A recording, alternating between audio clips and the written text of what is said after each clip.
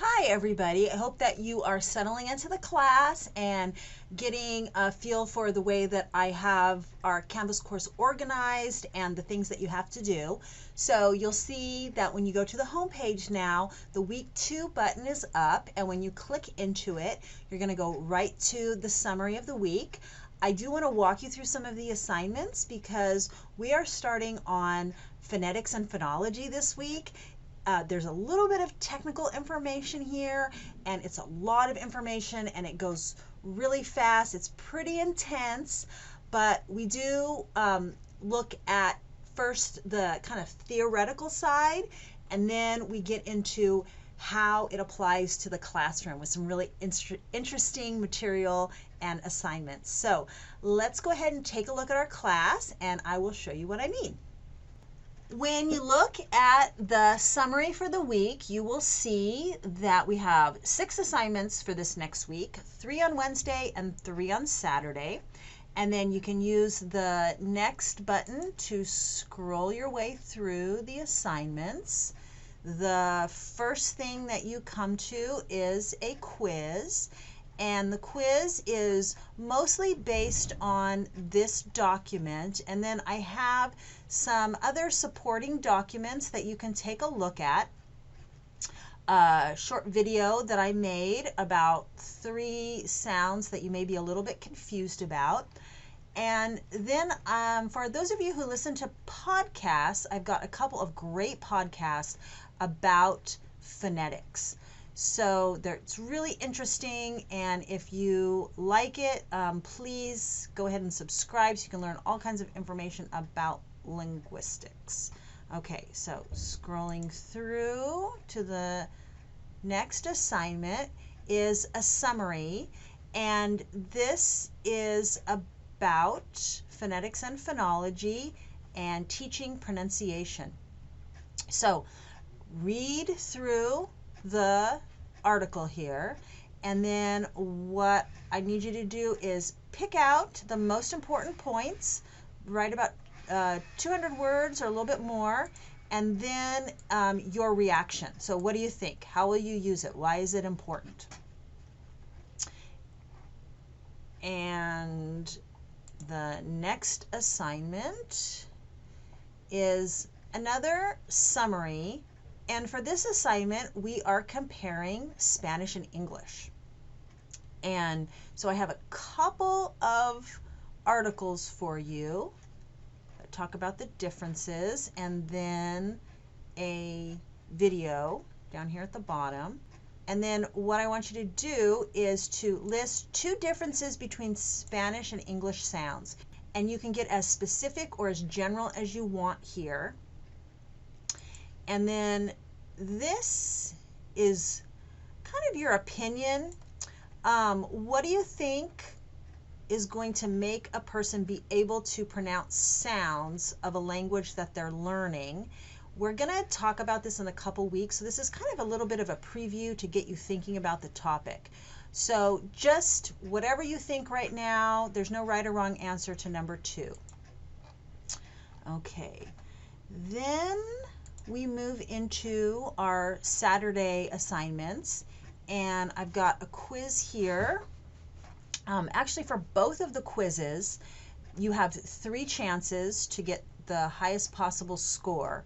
So my suggestion is to browse the materials first. For this one, I've got a PowerPoint, but it also has a video that I made that takes you through some of the slides with me explaining, and then another video done by a professor of linguistics that talks about phonemes and allophones, kind of an important concept.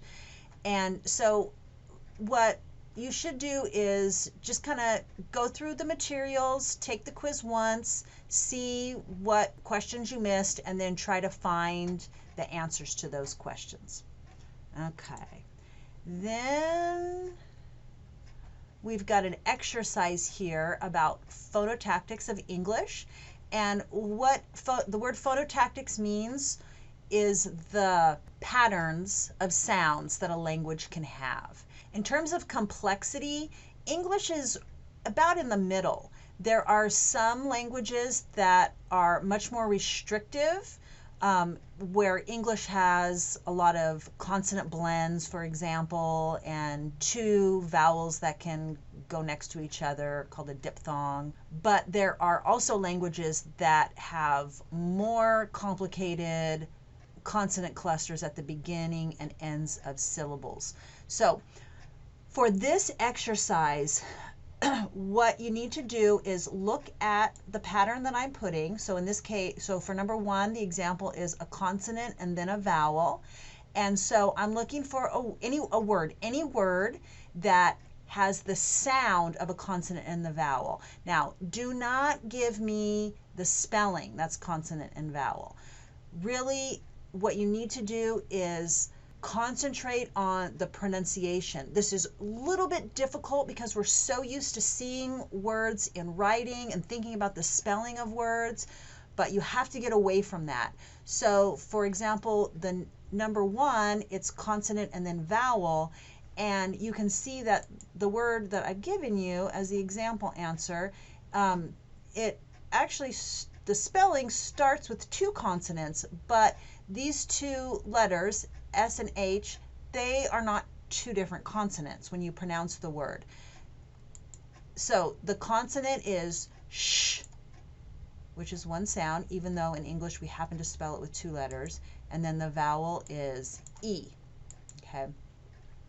So for this assignment, if you're struggling with this or you're having problems with it, you can go ahead and write some answers that you think might be right, even if you just do the first couple of them, and then send me your first draft, and I will let you know if you're on the right track or you're thinking about it completely wrong and give you some guidance there. But you have to do that ahead of time, okay? So if you send it to me on Saturday night at 11:30 p.m., I'm probably not going to see that before you need to turn it in. So give yourself plenty of time to look at this and try to figure out what the answers are before it's due. Okay, and then the very last assignment for the week is looking at Hmong phonology, and we're actually going to compare Hmong and English phonology.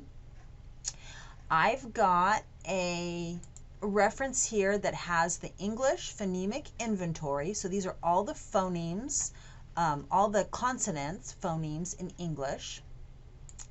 And then another one that has the consonants of Hmong.